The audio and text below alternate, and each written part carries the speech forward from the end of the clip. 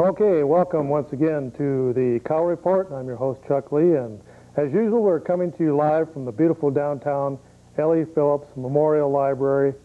And with me, as usual, my rusty and trusty sidekick, Fred, Mr. Truth Stafford. Hello there, Chuck. Hi. I want to compliment you on your uniform tonight, Fred. Yes. As usual, color coordinated to the T.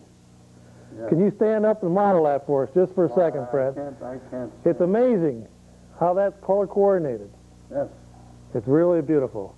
Okay. And this is, what's the date today, Fred? The 25th of July. Okay. July 25th. Monday. Monday, 1994. And boy, we got a lot to talk about tonight, Fred. You betcha. Okay. Well, what do we got to talk about tonight, Fred? I'm going to let you start off with something you got there, some little petition. What's that all about? Oh, that's a petition there from the Citizens Flag Alliance. We, the undersigned, hereby petition the adoption and ratification of a constitutional amendment prohibiting the physical desecration of the United States flag.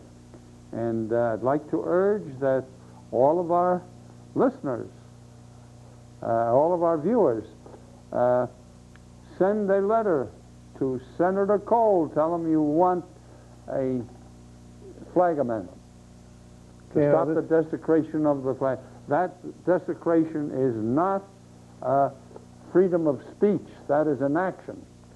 Now, is this nationwide, Fred, or just city? Just nationwide. Okay, and that's from Citizens Flag Alliance.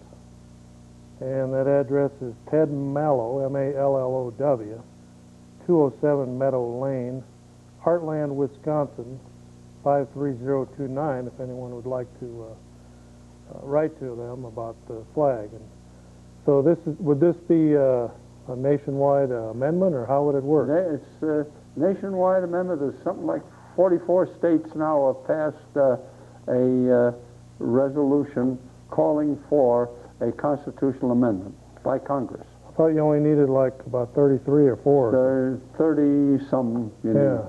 Right. And they have 44. Well, that's amazing. Yes. So that's a petition now. How many signatures have you got? When did you get this? I got it over at your... Saturday at the Legion Convention. Okay, now you were at the state convention of the American Legion. Yes. And you're past commander of Greater Eau Claire area? Of the Eau Claire American Legion Post 53. And what was the main concerns over there this weekend at your state convention? Well, this is one of the main concerns, and they talked about health care and a few other things. That was it? Health care and the flag? Well, they had quite a few constitutional amendments, dues changes and other things. That was the primary thrust. And English as the official language of the United States. Aren't they a little worried about how the veterans hospitals are being run? Yes, that was discussed, and the fact that there are more beds than are not. They have beds that are not being used because they don't have the personnel to staff the hospitals. I thought there was problems with they were going to open them up to the general public or something. Wasn't there talk about? Well, there has been talk of that, and that was turned down. But that's still on the back burner, you know. So is that part of the health care plan? They're going to open up the hospitals to everybody? No, that's not in the health care plan. That was not in the Clinton health care plan. Now, there are something like 40 different bills that vary, that are in Congress at the present time. And it was brought out that there's going to cost $74 billion when this thing actually kicks in, $74 billion a year. The health care? The health care, and where are they going to get it? They aren't going to get it from taxing cigarettes and a few other items. Yeah, I guess they're talking about raising the corporate taxes again, Fred, but you know, these taxes usually fall on the backs of the middle class. Well, if they do raise the tax, every time we buy something, we're going to pay more for it as a result. Fred, So that's they're why, actually taxing us. that's why I probably wear this T-shirt if the cameraman can get it there, and it says, "Don't blame me. I didn't vote for him."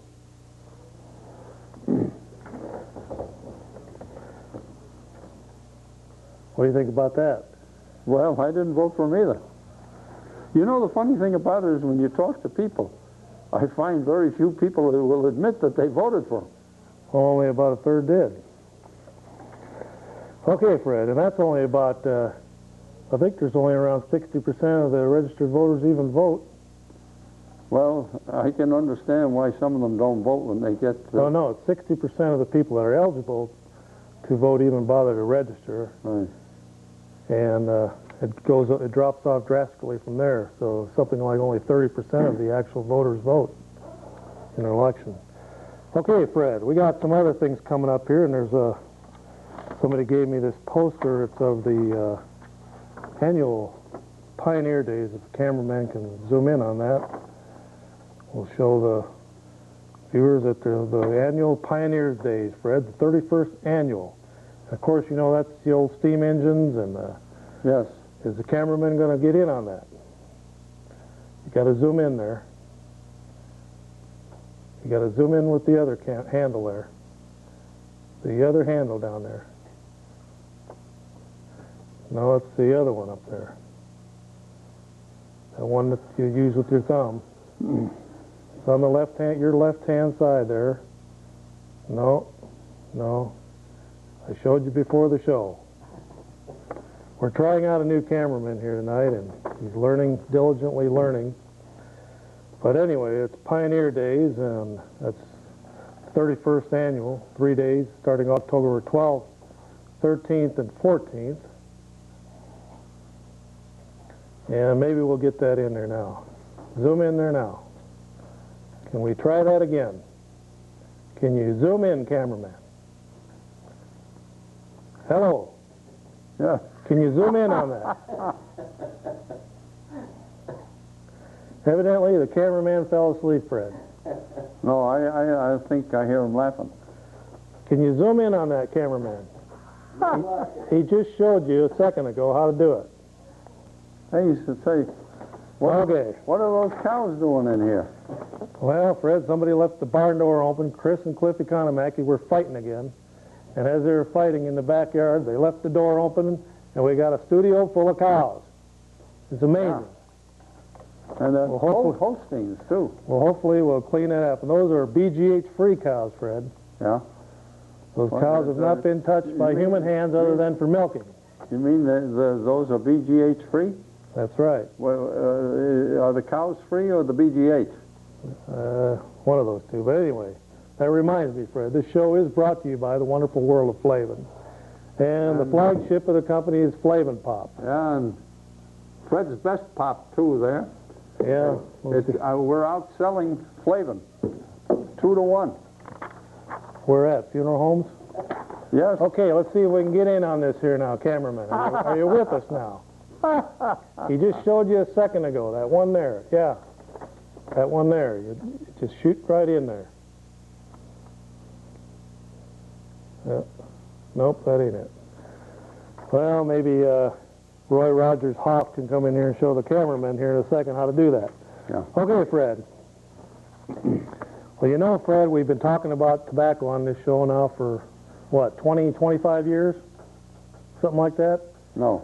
We've been leading the fight against tobacco, and we're finally getting someplace. But that tobacco is quite the insidious poison, Fred. And we got a lot of farmers even out there in the fields, in the backyard, that grow this stuff, Fred. Right here in Wisconsin, they grow this stuff as a cash crop.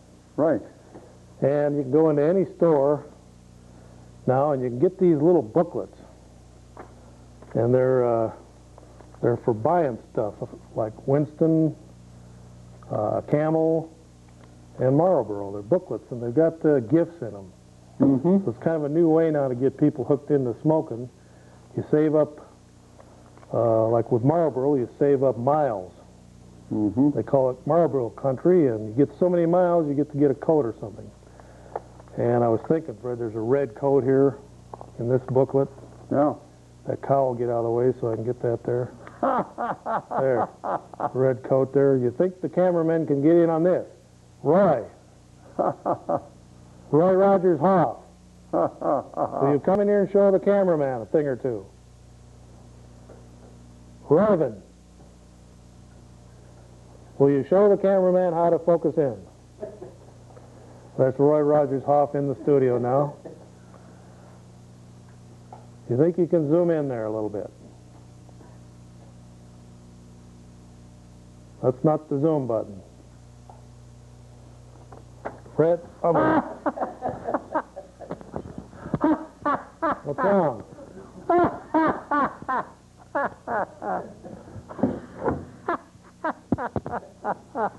Gotta do everything myself. Go in there and turn it back on. You got the thing turned off. There, wait a minute. There you are. It's working. We only got to use that. Okay, let's get the show back on the road. Ever since Chris and Cliff Economack, you had that big blow up. We've had nothing but trouble down here. All right, we're back on the air now. Let's see if we can focus in on this stuff here. First of all, let's try this once again.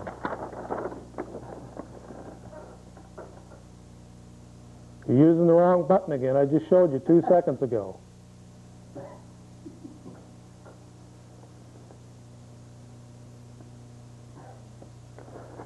Okay, Fred.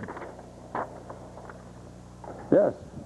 All right, anyway, Fred, we're talking about tobacco and how Yes.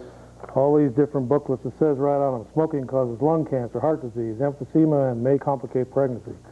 But these are worldwide booklets, Fred, and you've seen the Marlboro van around town. Yeah. Probably it was around this weekend for the big hoedown up there at Fanny Hill. Of course, another one's Joe's place. And I noticed, Fred, looking at these photographs now, they used to have Joe, a camel. Yeah. He was a camel. They used to have him dressed up like a human with a camel face and tail and everything, but they always had him with a human woman. Mm-hmm. Kind of a form of bestiality there. So they've changed that now to where all the female camels are camels too, instead of women, instead of humans. There for several years they pushed that off on people. Okay, Fred, on this date, actually on July 24th, this is Stump Stafford. Yeah. Fred the True Stafford.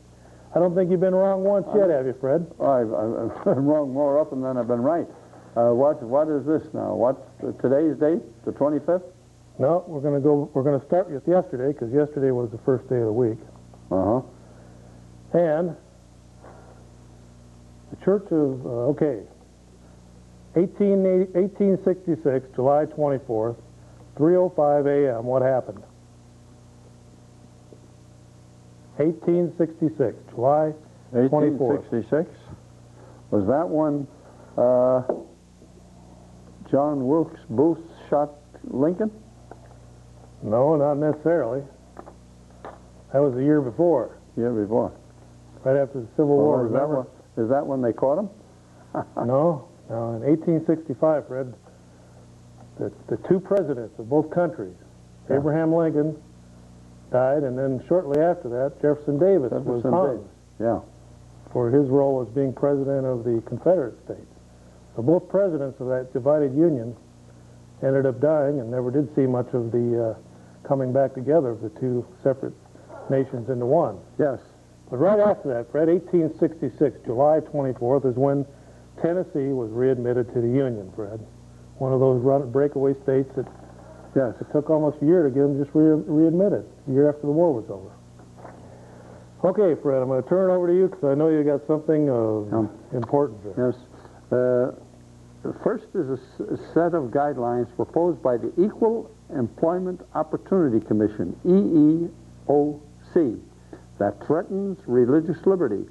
The EEOC is a government body that interprets federal civil rights law, sets the standards for what is permissible or unacceptable in the workplace.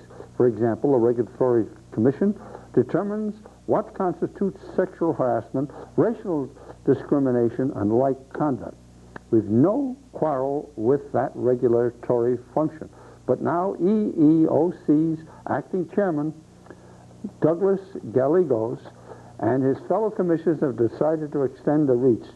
They intend to apply all previous civil rights legislation to a new offense they call religious harassment.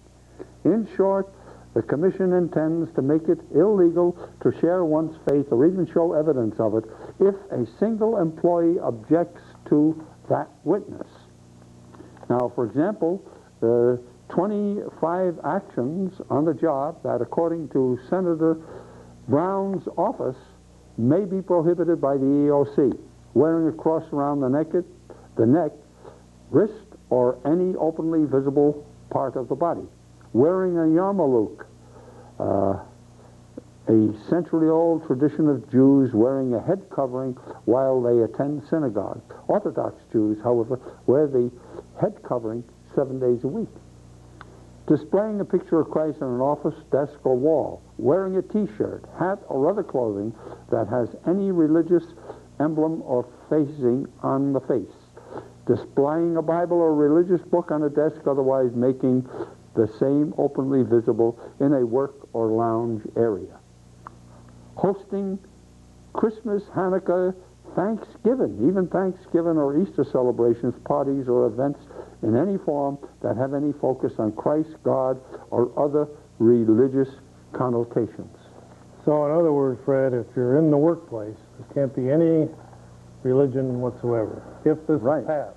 Right. They're putting this into effect. So this isn't even been, there's no vote on this. This is something that the EEOC is doing. Economic Opportunity. No, it's Equal Employment. Opportunity Council? Or? Opportunity something or other. Okay, so that's just something. Commission. That's something that's been implemented as federal. It's federal. Now, will this be just to begin with the federal offices, or is this going to trickle down to every place of employment? Well, that's really amazing, Fred. Well, they're encroaching more and more upon our freedoms. Mm-hmm. That's a federal agency. And you know, it's rather ironic. When I grew up as a boy in Long Island City, Astoria, Long Island, went to school in Manhattan, I could walk all over the city almost, with a few exceptions, and I never was mugged, I never was robbed, never was attacked. You can't do that today, as you well know. Yeah. Our country is going down the drain because we're imposing humanism upon the people. We're taking the traditional family values out and doing away with them. Out of public life. Right. We didn't lock our door on the house. Gee, you can't do that today. Well, first they're going to take away your guns, Fred, and then they're going to take away the locks to your door. Yeah. So that you won't have any protection.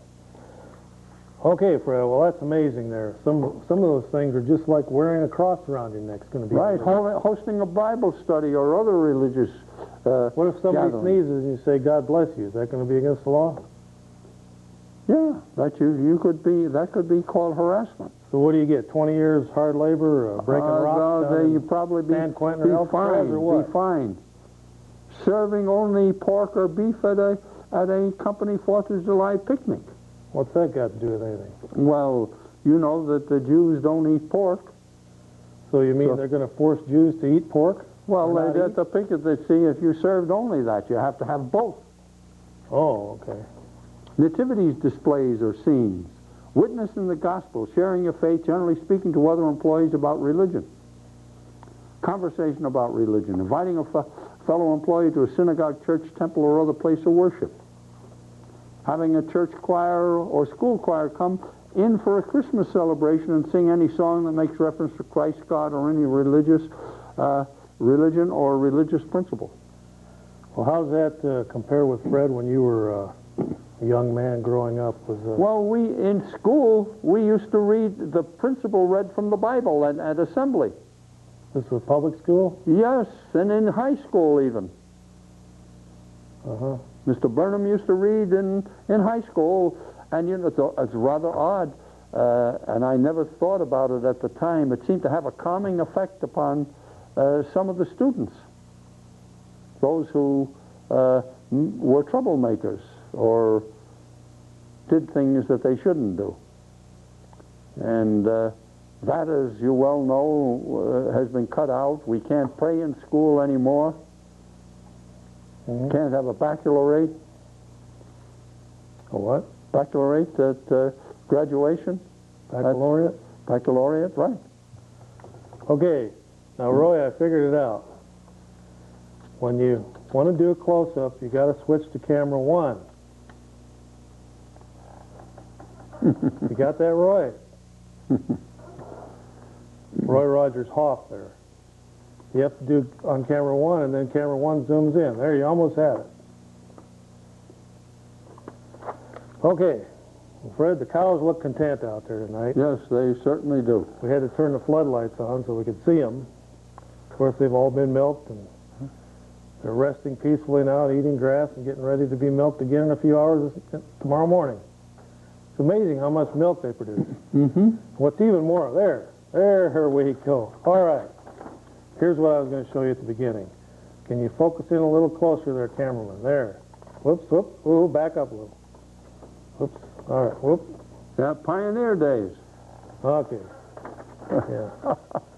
Pioneer days. It's out there. What highway is it on, Fred? 37? Yeah, it's kind of interesting, Fred, to see those old tractors and stuff, how things used to be done, and old Maytag washers with a gasoline motor underneath of them. Remember that? No, Maytag, I you don't remember a washing machine with a motor? I never saw one of those until I came out here. Well, what'd you use back east? I had regular washing machines that didn't have any gasoline motors.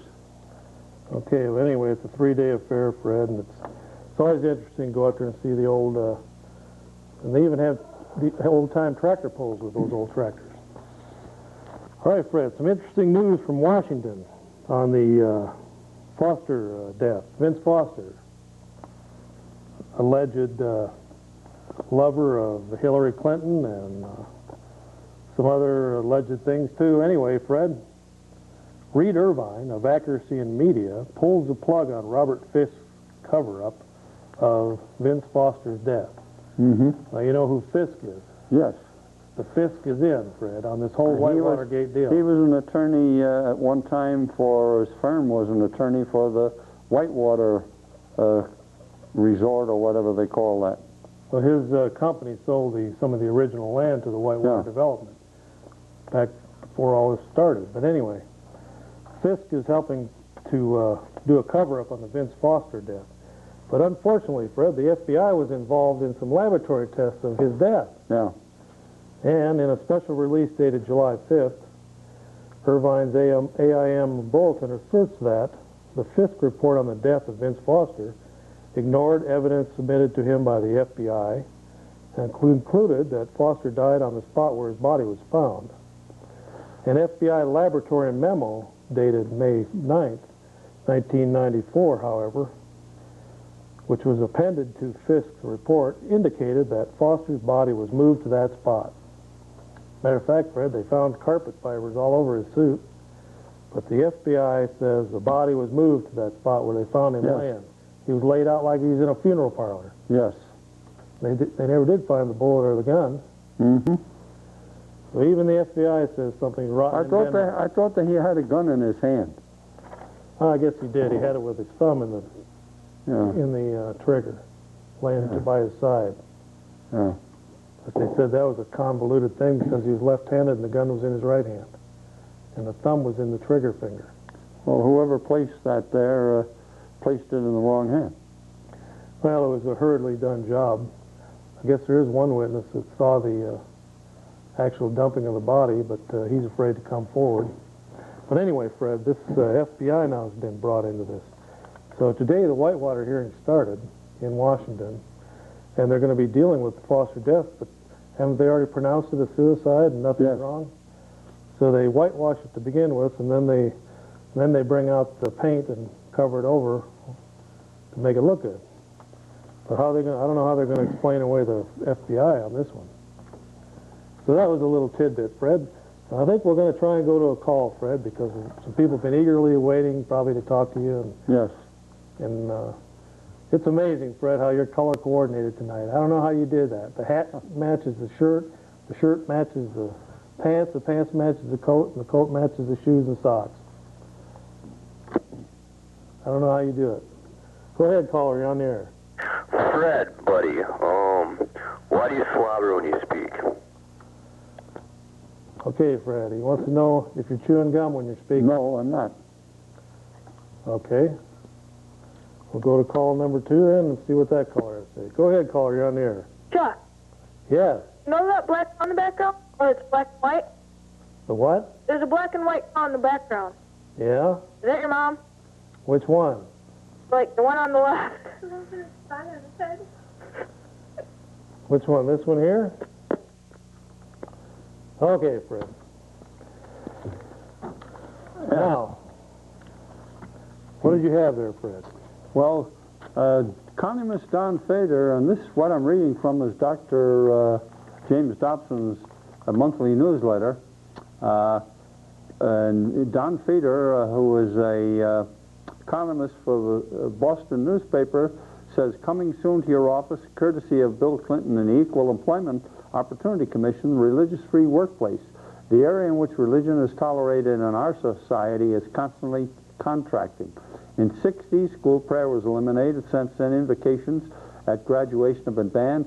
Christmas decorations and caroling are out, and even voluntary student-initiated activities, Bible study groups, etc., are suspect. Proposals to resurrect the fairness doctrine are part of an effort to drive religious broadcasters from the airwaves. The Department of Housing and Urban Development has forced church-affiliated nursing homes to remove crosses from their yellow page ads. In most cases, the rationale for excluding faith is a distortion of the First Amendment church-state doctrine. The EEOC regs dispense with even this feeble excuse and constitute a blatant invasion of the private sector to expunge religious expression. Amazing, Fred. Have you ever seen me hold up 2 cows at one time?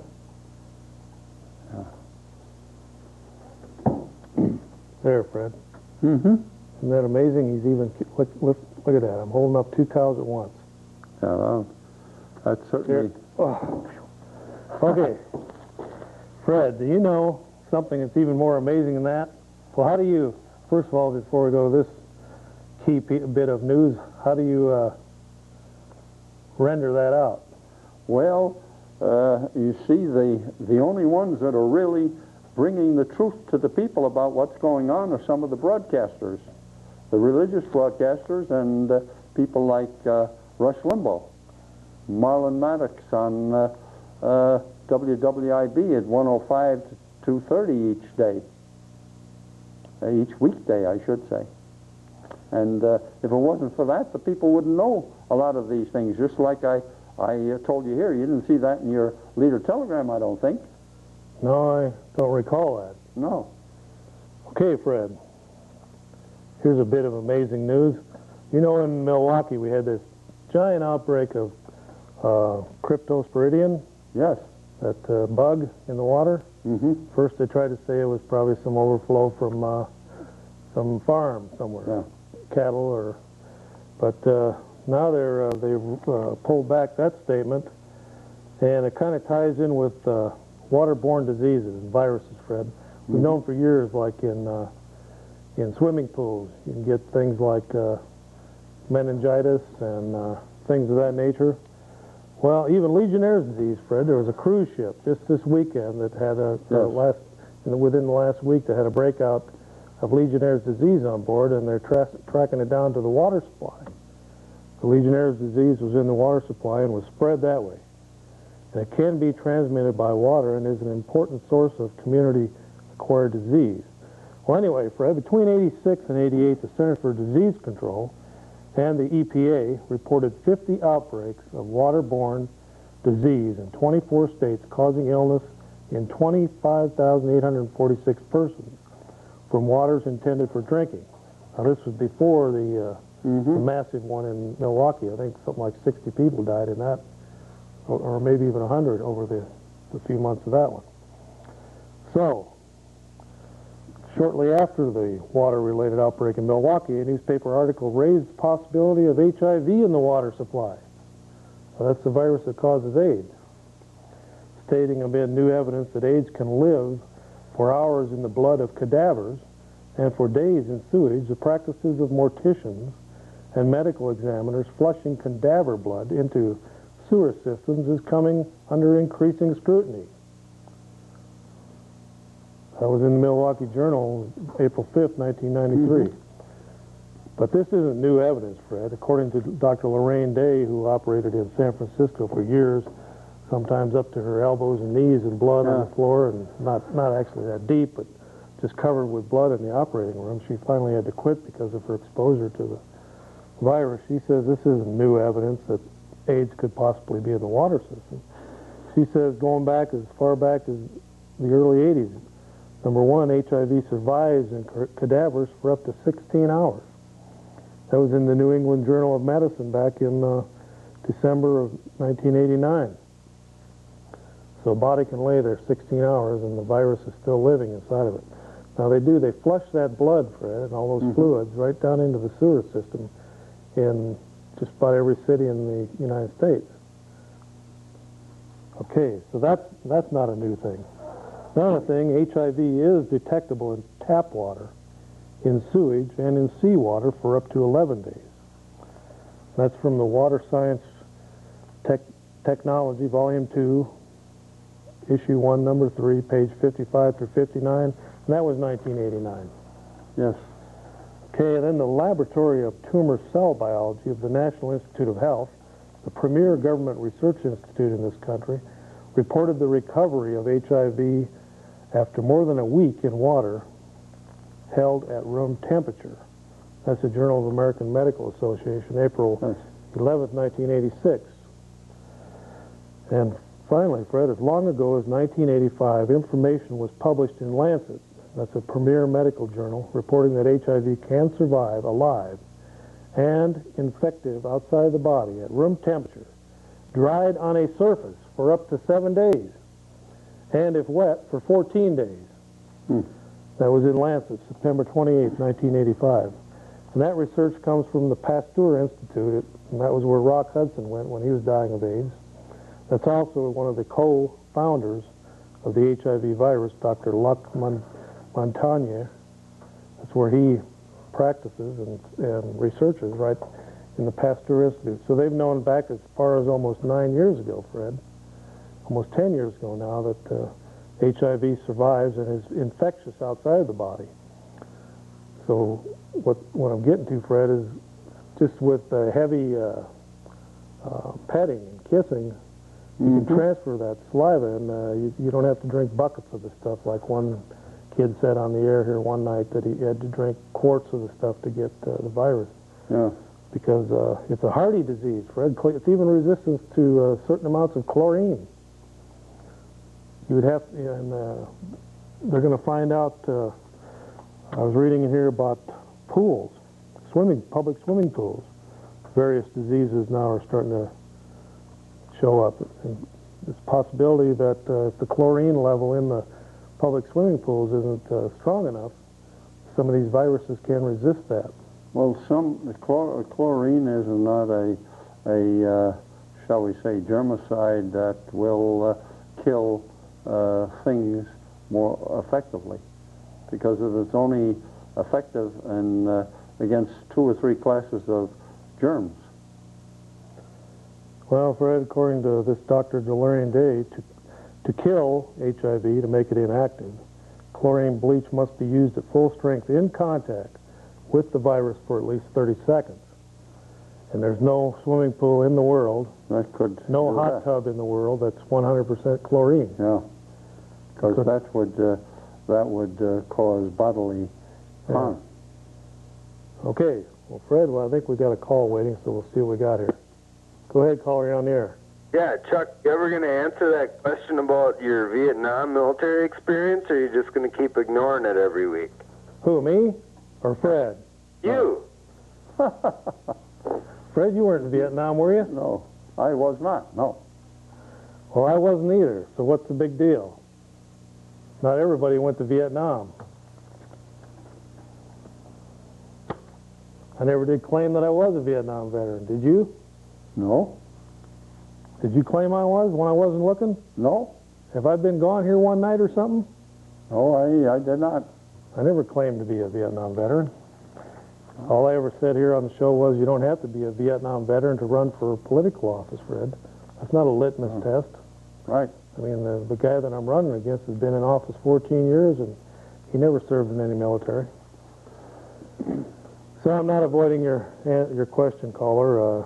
I don't think it's that important that you have to be a Vietnam veteran to run for anything. I mean, you know, that doesn't have to be the litmus test. How much did it take to sell out your interest in that Flavin slop? Well, unfortunately, Fred, I work for the Flavin Company. It's not mine to sell. Well, how much? Here, there's $1 in cash there for it. Huh. And look at whose picture is on there. Maybe you've seen that fella. Oh yeah, those are the new bills that are hitting the market. Maybe they can get, maybe the cameraman can get a close-up of Well, that. there's $2. Well, let's show the cameraman here these new. $5. These are the new $1 bills that are coming out, Fred, and there's a handsome young man on there, and these will be in grocery stores everywhere, Fred. And that's the new bill everyone's been talking about. All right, here's our top offer, $10. Boy, those are pretty bills, Fred. I might take you up on that, but there's plenty of them there. The only problem is they all got the same serial number. Who's been printing them things? Well, Typical government job. The only thing they got right, Fred, was the photograph. Okay, we're going to try and go to a call here. Go ahead, caller, you're on the air. Yeah, I was wondering if your cows just eat that grass or do they smoke it too? Have you ever seen me hold a cow up? No, I haven't. Well, there you are.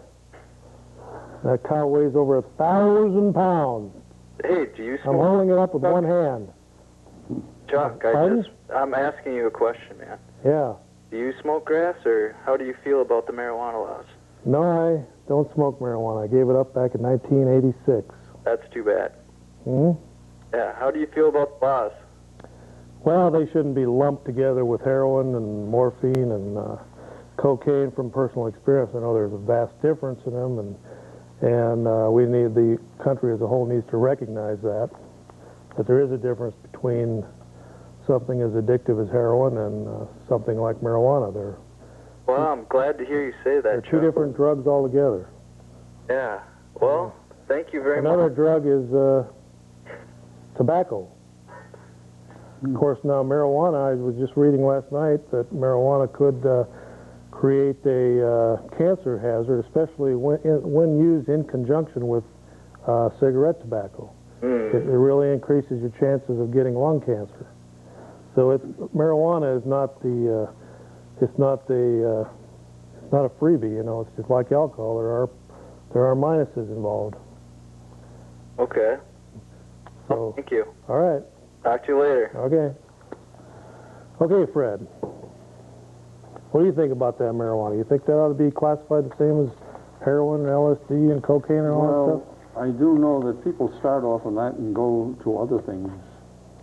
Well, you could say people start off eating and then go to other things too. Some people start off with heroin and then go to marijuana. So then what do you got? I don't know. I don't know of anybody who's done that, but I have known some people who have smoked marijuana and during their smoking of it were induced to try other drugs. Yeah, and some people just smoke cigarettes their whole life and don't do anything else. Yeah. Some people drink, some people don't drink. Some people smoke cigarettes and don't drink. Does cigarettes lead to alcohol and then alcohol to marijuana? Yes, and I know a young lady who dropped acid and she went bananas. Over in places like Southeast Asia, they go right to opium. No marijuana or nothing. 15, 16-year-olds, they start smoking opium, which is just a different form of, that's the raw form of heroin. So they're going to get addicted. Yes.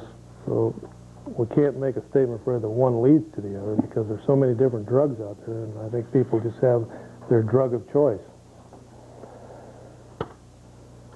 Go ahead, caller, you're on the air. Hi, Todd.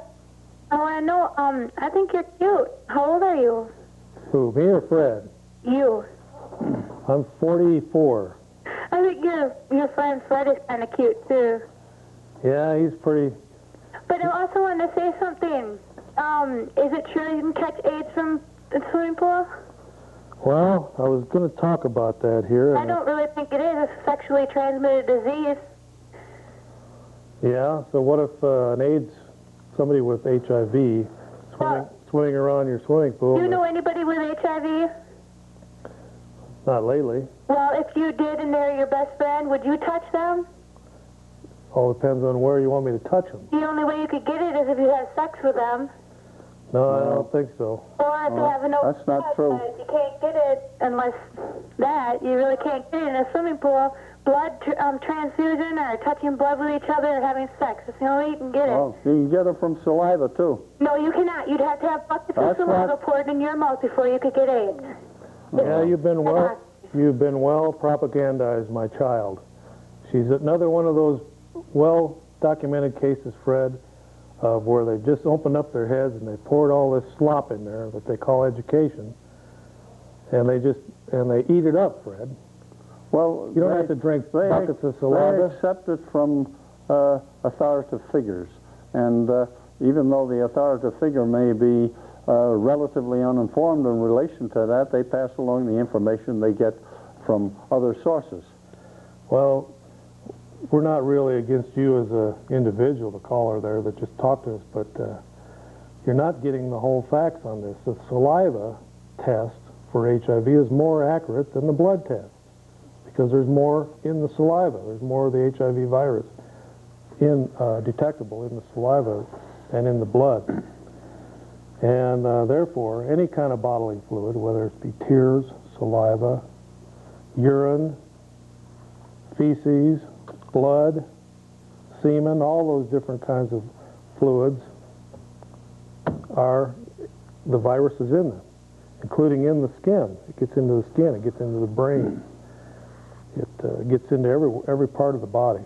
So you can get it. Say you had a tooth pulled and you're having sex or kissing somebody that has the HIV virus, and they're passing it from the saliva from their mouth into your mouth into that open sore where your tooth was pulled. That's one possibility. But the possibilities are endless, Fred, of the different ways of picking up that virus. And Dr. Lorraine Day is no fly-by-night doctor. She was in the operating room for years, and the officials that she worked for in San Francisco kept telling her there was no problem. Don't worry about it. And some of her co-workers started getting contaminated, Fred. Yeah. And that's happened in other hospitals, Just from too. pinpricks, you know. And then she started getting nervous, and she finally quit because she didn't trust what they were telling her, especially when some of her co-workers were getting contaminated. And there are rumors that healthcare workers right here in Eau Claire have been contaminated when they were told that it was safe to handle HIV patients. That's right. It sure is. Now, the Center for Disease Control, Fred, tells us that you can't get AIDS from a swimming pool. But Lorraine Day says the overwhelming evidence says you can. And furthermore, the CDC has done absolutely no studies to prove their oft-repeated tale that swimming pools, spas, and hot tubs are not dangerous for HIV transmission. Their repetitious answer is we have no recorded cases of anyone ever getting AIDS from a swimming pool. Of course, they have no recorded cases because they refuse to investigate or even consider the possibility of transmission by that route. And with a 10 to 11 year incubation period, Fred, it'd be kind of hard to track it back to a specific hot tub or swimming pool anyway. Yes. But we know that meningitis, Fred, just a simple little virus there can get into a child and cause all kinds of problems. And this is documented from swimming pools. Yeah. Well, here's a cat there, and you can have that cat. What's that all about? What's the meaning of this?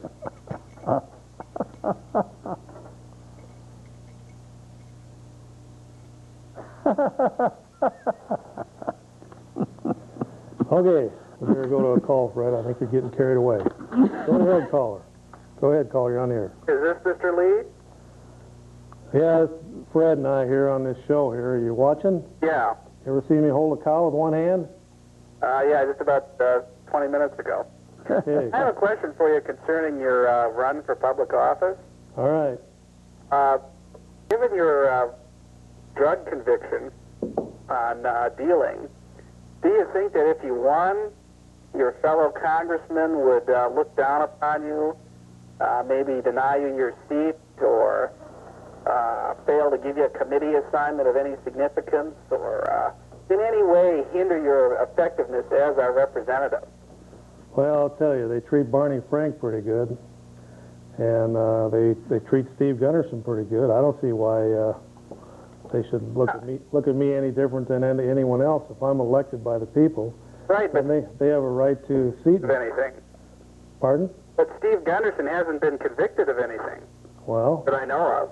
so what's that got to do anything? If there was any laws on the books about it, I wouldn't be running. Right. Oh, I know it you can technically run, but I'm just saying, don't you think that might be somewhat damaging to your credibility as a congressman? I mean, given the drug problem we have in this country. No, not really, because I'm one of the people that came through that drug thing, and I'm still here. There's many thousands of people that didn't, and there are still people in mental institutions from drug use, and a lot of people died during that period, and I, like many other people in the 60s, was a guinea pig for the drugs that were dumped in this country from one end to the other by gurus like Timothy Leary and people that made made millions off of selling the drugs to people like me and millions of other young people, and it kind of coincided with the Vietnam War and the protests and the rebellion against authority, and the drugs kind of filled that vacuum, and we now are reaping what we sowed back in the 60s, not just me, but all the other people that were involved in that so-called movement of free love and free drug and stuff. Now we're reaping it. Now we've got the drug addiction problems, the alcoholism problems, the homosexual problems. We've also got the AIDS problem from the free sex, and we've got the STD epidemic, sexually transmitted disease epidemic that's all over this nation, and that was all spawned and created back in the 60s out of that movement of rebellion. And now it's going to take people like me that went through that now to try and correct some of the things that we did wrong back in the 60s and 70s. Okay. Well, now, were you just convicted of dealing drugs or just using them, or?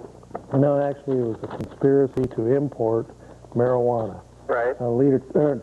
Excuse me, Channel 13 erroneously said that it was importing narcotics. Now, there's a big difference between marijuana and narcotics. Narcotics is things like opium and heroin and morphine, and marijuana is marijuana. But that was probably done to lead people astray. But anyway, it's conspiracy to import marijuana. Okay. Do you think marijuana should be legalized, or? I've never called for the legalization of marijuana. It has its problems too. It's not a freebie. It's not something that doesn't have its complications either. At the least, it can cause lung cancer from the 400 or 500 different chemicals that are in it. It's just as harmful as tobacco to your lungs. You know, some people say it helps with the pain of chemotherapy, and it is a mood-altering drug. It has some problems to it. It's not, it's considered a recreation drug. There's 20, 25, 30 million people smoke it on a regular basis in this country. Do you think it should still be illegal to grow it and sell it and use it? Well, unfortunately, a lot of people are making a lot of big bucks off of it, bringing the stuff into the country.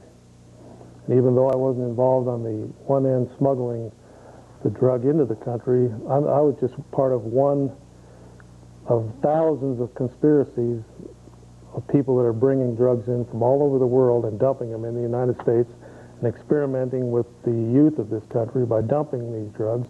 The latest big drug to be dumped in this country now is the latest one in large amounts is the heroin coming through Afghanistan and into the United States. We're going to see that epidemic on the streets of Milwaukee and Minneapolis and Eau Claire and Madison. We're already seeing it starting to trickle in, but we've got a problem with internationalists dumping drugs in this country and pulling the money out of this country and taking it back home. The Colombians have been doing it for years. When I was getting out of that business, the Colombians were moving in. They were ruthless, them and the Cubans. I remember stories coming out of Florida when they started moving in that anybody stood in their way. For an example, they would take one of the main opposition dealers and they would cut them up in little pieces and throw them out the car window as an example to the other dealers. They were ruthless, they were murderers, they were bloodthirsty, they didn't have any qualms or morals about killing you, taking your money. They wanted that market, they moved in and they took it. They control the Colombian marijuana market in this country. Well, do you think your experience would help you as a congressman, help you with dealing with this problem and help you make recommendations to government agencies that deal with this? Do you think that you can give them some insight that they couldn't get in other ways? Yeah, I don't think they're really fighting a war on drugs in this country. I think it's all fluff, and I'm not just talking about the Democrats. I'm talking about Bill Bennett, and during the 12 years of the Republicans, the so-called war on drugs, we had just as many drugs as ever. Actually, we had more drugs coming into the country. We've got a flood of drugs coming in under Clinton. Most of it's coming across our southern borders. Those borders need to be blocked. So what should we do about it then? Well, my suggestion is that we remove these troops that are guarding Sony and Mitsubishi and all those big shot companies in Japan, one of the richest countries in the world, and also the troops that are guarding Germany and England and these other outposts. Pull those troops out, bring them back to our borders, and seal our borders from the illegal immigrants or illegal aliens that are coming across and the massive drug trafficking that's coming in through the borders, not only the southern border, but Canada. Well, what about the marijuana that's grown here in Eau Claire County? Well, if you've watched my show over the years, I've shown marijuana that's grown right here in this area. I've filmed it. I've turned that patch into the sheriff of that county, and I came back and filmed it again. I called the sheriff again. I filmed it again. That patch stayed there the whole summer, and I kept taking my camera down there and filming all summer. The patch was still there growing. It turned brown, and when the snow was on the ground, the patch was still there. So it's a matter of the local authorities, if they're really, if we're really in a war, then let them eradicate this stuff. Right now is the time to eradicate it, not in late September when the seeds are falling into the ground for next year. Or should we use military forces within the borders of the United States to, stop drug trade and stop the cultivation of marijuana and other drugs that grow here? Well, I haven't called for that. I've just called for for cleaning up the borders. Right. Right now, we've got, like in Superior, we got drugs coming in on ships that dock in Superior, Duluth. Those drugs come right down Highway 53, right through Eau Claire, on their way to Minneapolis, Milwaukee, and Chicago. It's wide open up there. Anywhere across the Minnesota border, you can run stuff with snowmobiles 24 hours a day, around the clock, year round. You can, well, in the winter time. Up there? Pardon? And snowmobile year-round up there? Well, not year-round with the snowmobiles, but the borders are open up there on the Canadian border. A lot of the hashish and stuff comes in through the... Can we station, say, the 101st Airborne up there and just seal off the border? Or? Well, we need the military for two reasons. We've got illegal aliens coming across from every part of the world: China, Southeast Asia, Mexico. They're coming in through Canada. They're coming in on both coasts. Those can be easily plugged up with military. The military being one line of defense and freeing up all the other agents and stuff that are paid to do that job. Right now, they have to look the other way. They just say we don't have the manpower to pick those people up, so thousands of people are coming across the borders daily. And now, did I understand correctly that you want to remove our commitment to NATO, and that we should just leave NATO and No, I don't recall. I don't recall saying that at all. I just said we don't need to be guarding Germany and Japan. I think they can well take care of themselves. They're the richest countries in the world, right up there with the United States. There's no need for us to have American troops over there guarding Sony and Volkswagen, what are we guarding them from? Well, what if, you know, it seems to me about 60 years ago when we weren't guarding them, they caused some problems for us. Yeah, well, it's about 1938, 39. Right. Yeah, well, that's just... Attacked Pearl Harbor, and they... Are we going to be the cops of the world, and are we going to be in every... Why not? I mean, that's what Rome did, and Rome collapsed. Rome tried to be the cop of the world and had legions all over the world and tried to control everything, and it finally collapsed on them.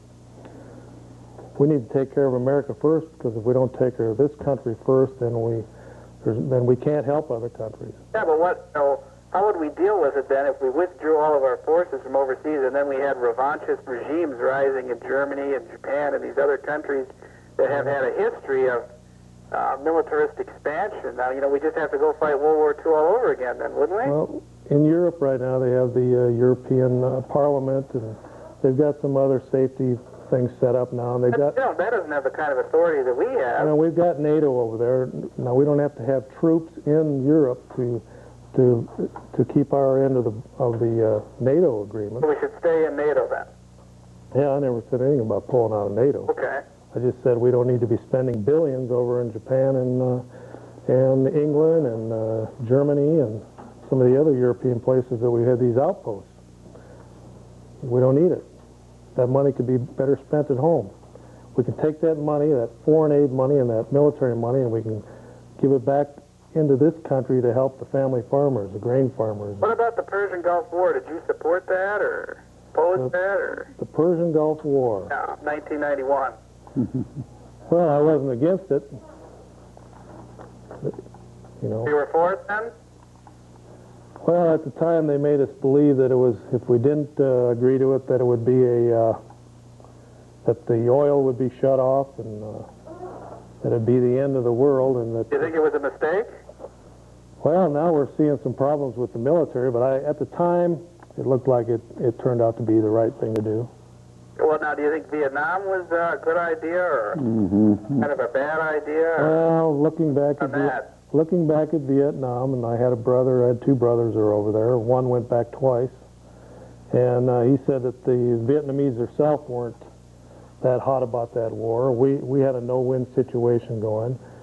We had rioting in the streets at home. There was no clear-cut picture of a victory over there. So it was a mistake then? It was a bogged down. The mistake was that we didn't go in there to win. We just got bogged down in this quagmire that lasted 15, 20 years almost. So then do you think we should stay out of Haiti too? I certainly do. I think that's just something that Clinton is doing to boost his sagging ratings. Before him, Reagan did it with Grenada, and after Reagan, Bush did it with Panama, and Clinton's looking for a bloody little war to boost his ratings because in times of jeopardy, the public rallies around the president and his ratings go sky high. Now, Clinton right now is causing the death of those babies in Haiti by this blockade that's around Haiti right now. This is something that Clinton is doing, and it's forcing people to leave the country. They can't get the food and stuff they need. This is man-made by Clinton. All he wants to do is replace one dictator with another. And the guy that he wants to replace the generals over there with, he's kind of a nutcase too. So why are we even getting involved in Haiti? No, I don't know. I mean, why don't we leave Haiti alone? It's a sovereign nation. And now Clinton wants to bring the United Nations into it and make it some big... Do you think Clinton's motive on this is strictly political? You don't think... Yes, and Bush did it before him, and before him Reagan did it. And you don't think taking out Noriega was a legitimate operation? Well, maybe they were just trying to silence Noriega. You know, the guy was a drug dealer. Yeah, he was a drug dealer, but so's Castro. We haven't went in and taken him out yet. Well, we made an agreement with him after the 1962 Cuban Missile Crisis not to go in there. We cut a deal with the Russians on that. Well, I think we're out of time here. Thanks for your calling in. But we are straight up at 10 o'clock, and we appreciate your calls. And Fred, we got kind of bogged down, and we didn't get to say everything we did, but we appreciate it. We'll see you again right here on the Cow Report next week, Monday at 2 p.m. Well, thank you for calling. Good evening.